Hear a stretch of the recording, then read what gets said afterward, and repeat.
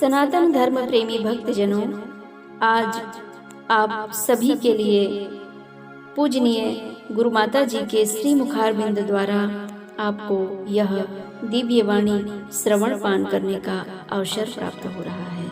गुरु महिमा, ईश्वर महिमा, ब्रह्म शक्ति की महिमा, 10 महाविद्याओं की महिमा का वर्णन सुनने को प्राप्त होता रहता है।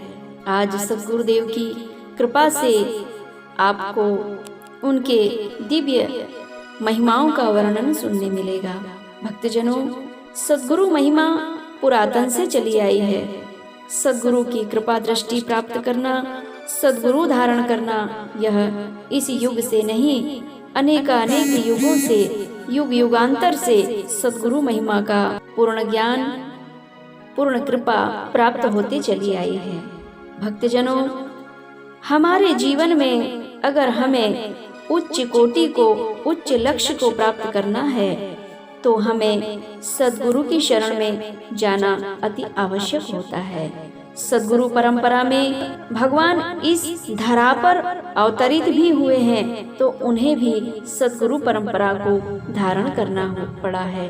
भक्तजनों, मैं आपको बताना चाहूंगी कि इस मृत्यु लोक में पार ब्रह्म परमेश्वर भगवान श्री हरि विष्णु जी, जो सभी सृष्टि के पालनहार हैं, वे भी भगवान राम के स्वरूप में इस धरा पर अवतरित हुए हैं तो उन्हें भी गुरु विश्वामित्र और अनेक ऋषि मुनियों का सानिध्य प्राप्त करना पड़ा है, तब वे अपनी इस उच्च ख्याति को प्राप्त करे हैं।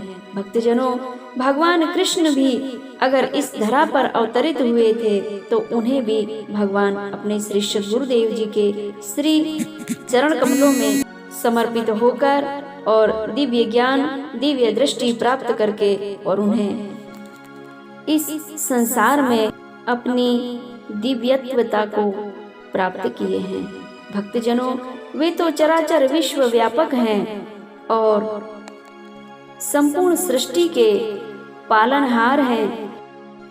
उनकी कृपा से ही सतगुरु में दिव्य तेज और दिव्य प्रकाश प्राप्त होता है, किंतु इस धरा पर संपूर्ण मानव मात्र को यह दिव्य ज्ञान समझाने हेतु उन्होंने श्री सद्गुरु परंपरा को धारण करके और संपूर्ण मानव मात्र को गुरु शिष्य परंपरा, भक्त और भगवान की परंपरा को स्थापित किया। इसी प्रकार अगर हमारे जीवन में अनेकों जन्म की अगर बिगड़ चुकी है तो बिगड़ी जन्म अनेक की अब ही सुधरे आज, हमारी अनेक जन्म की बिगड़ी को भी सुधार देते हैं सद्गुरु। तो ऐसे सद्गुरु के सानिध्य में हमारा जीवन धन्य धन्य हो जाता है।